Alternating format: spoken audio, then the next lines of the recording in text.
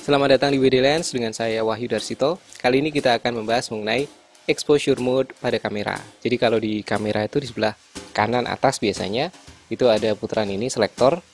Jadi ada auto, ada SCN, kemudian ada PSAM. Itu masing-masing fungsinya apa sih? Oke, langsung saja kita akan bahas 6 exposure mode yang paling umum.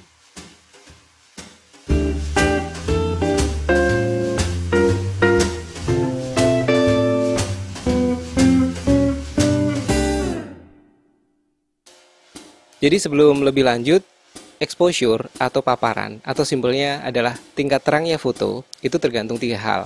Pertama adalah aperture atau bukaan lensa, yang kedua adalah shutter speed atau exposure time, yang ketiga adalah ISO. Nah, exposure mode akan menentukan bagaimana kamera menentukan 3 parameter tersebut. Mode pertama adalah mode auto. Pada mode ini, kamera menentukan sendiri parameter exposure tadi. Jadi, aperture-nya, shutter speed-nya, ISO-nya akan ditentukan oleh kamera. Tergantung dari skenario yang dideteksi oleh kamera tersebut. Ini lebih cocok digunakan pada saat teman-teman nggak ada cukup waktu untuk men-setting. Misal, ada momen dan harus cepat moto, maka keluarin kamera, setting auto langsung jepret. Atau kondisi lain. Misal teman-teman lagi jalan-jalan gitu kan, butuh difotoin, perlu difotoin, minta tolong ke teman atau saudara, dan mungkin biasa mereka pakai kamera di smartphone gitu. Kalau misal kita kasih kameranya dalam mode PSAM, mungkin riskan hasilnya kayak gini. Jadi better switch dulu ke auto, minta tolong dong fotoin, hasilnya kemungkinan besar lebih oke.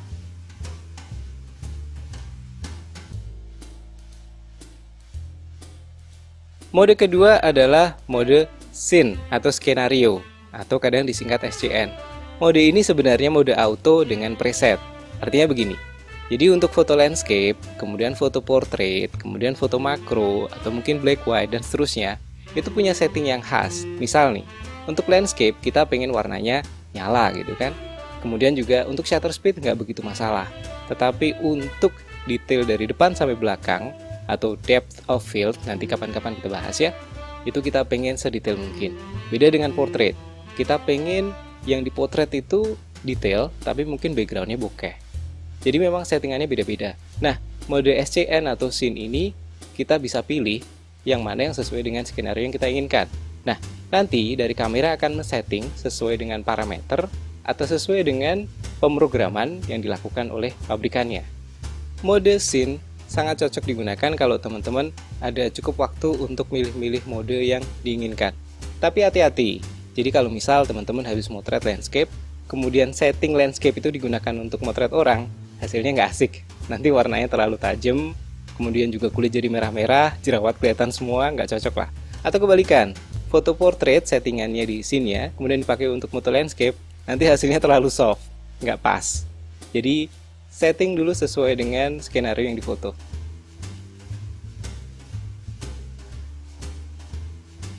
Berikutnya adalah mode exposure yang memungkinkan lebih banyak pengaturan, yaitu PSAM atau PASM, atau ada juga PAV-TVM. Gak masalah.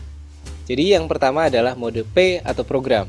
Di mode ini teman-teman bisa atur ISO-nya dan juga parameter lain tentunya, seperti metering, white balance gitu. Kemudian juga picture style dan sebagainya. Mungkin kalau di auto dan di SCN ini nggak memungkinkan, tapi kalau di program itu sudah bisa diatur. Sedangkan untuk aperture dan shutter speed, fotografer bisa memilih kombinasi mana yang lebih sesuai. Jadi tinggal digeser wheel-nya ke kiri ke kanan, itu akan menentukan kombinasi antara shutter speed dan aperture yang diinginkan. Semisal lebih diinginkan shutter speed secepat mungkin, tinggal digeser ke arah shutter speed yang lebih cepat. Nanti aperture akan mengikuti. Berikut ini beberapa contoh foto yang cocok menggunakan skenario program.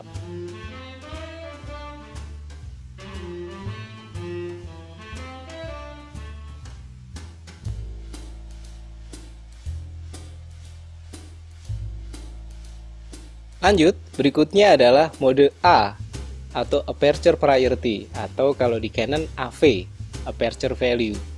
Di mode ini kita bisa atur selain ISO tentu saja adalah aperture-nya. Jadi teman-teman atur aperture atau diafragma atau f-stopnya mau f berapa, itu yang diatur. Misal pengen f28, oke, tinggal digeser di f28, atau pengen f4, geser ke f4. Nanti kamera akan menghitung sendiri dia butuh shutter speed berapa. Mode ini sesuai digunakan untuk pemotretan yang memprioritaskan aperture. Semisal teman-teman lagi foto portrait, kemudian pengen aperture selebar mungkin, dan sudah disetting misal di f28, maka pada saat skenario berubah, misal dari tiba-tiba mendung, tiba-tiba pindah ke bawah pohon dan sebagainya, shutter speed akan menyesuaikan. Atau mungkin skenario lain, misal motoin landscape atau mungkin motoin cityscape dan pengen di f11 karena biar detail semua, nanti shutter speed akan menyesuaikan. Berikut ini adalah beberapa contoh foto yang sesuai dengan penggunaan mode aperture priority.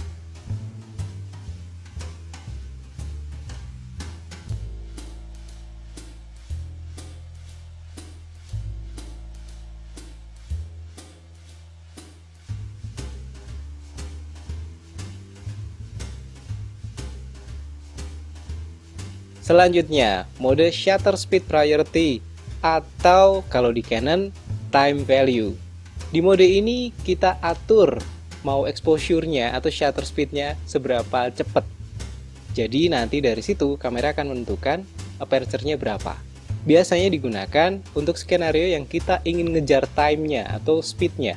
Misalnya sport, kayak balapan gitu ya, atau balap karung, balap lari gitu, itu cocok.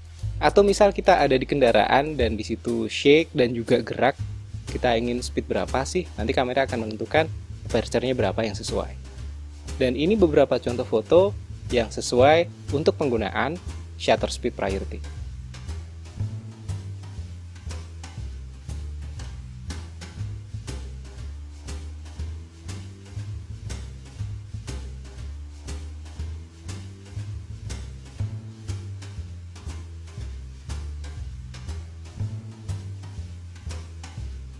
Mode terakhir yang kita bahas kali ini adalah mode manual.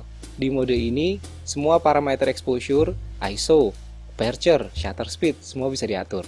Kemudian juga parameter lain, misal white balance, mattering, picture style, dan sebagainya, bisa diatur sesuai dengan kebutuhan.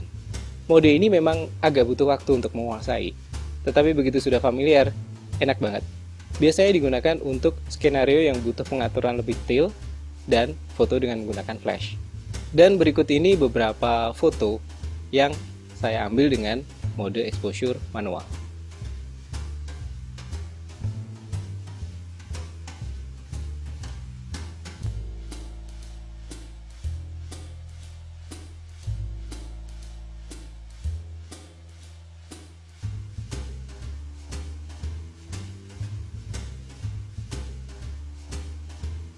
Jadi gimana? Nggak susah kan?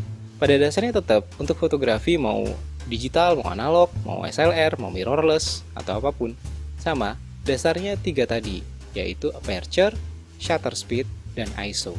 Sementara exposure mode itu akan menentukan bagaimana kita akan mengatur masing-masing parameter itu. Mana yang kita atur sendiri, dan mana yang diatur oleh kamera. Atau pengen semuanya kita yang atur, nggak masalah. Untuk kali ini itu saja, selamat mencoba, semoga bermanfaat. Jangan lupa subscribe. Sampai ketemu di video berikutnya. Bye!